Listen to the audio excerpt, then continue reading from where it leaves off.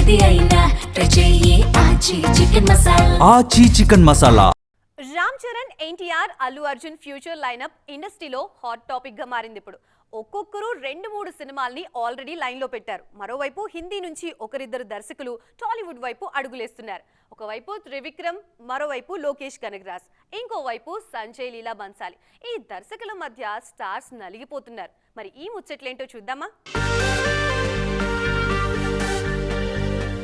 సంజయ్ లీలా బన్సాలి, త్రివిక్రమ్ కారణంగా చరణ్, తారక్, బన్నీ మధ్య పెద్ద కన్ఫ్యూజన్ డ్రామా నడుస్తోంది. ఇప్పుడు రాకా పూర్తి చేసిన వెంటనే లోకేష్ కనగరాజ్తో భారీ యాక్షన్ ఎంటర్టైనర్ లైన్లో పెట్టారు బన్నీ.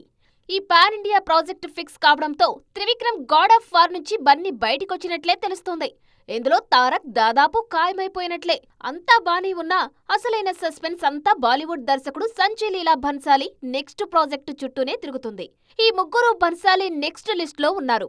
ఇందులో బన్నీ, తారక్ లైనప్ లో 2 ఫిక్స్ అవ్వగా బన్సాలితో సినిమా చేసే అవకాశం రామ్ చరణ్ కు దక్కుతుందా, లేదంటే అల్లు అర్జున్ ఎగరేసుకుపోతారా అన్నది ఆసక్తికరంగా మారింది. ఇప్పుడు విజేంద్ర ప్రసాద్ అందించిన ఓ కథతో రామ్ చరణ్ బన్సాలి కాంబో సెట్ అయిందని ఇండస్ట్రీలో టాక్ వినిపిస్తుంది.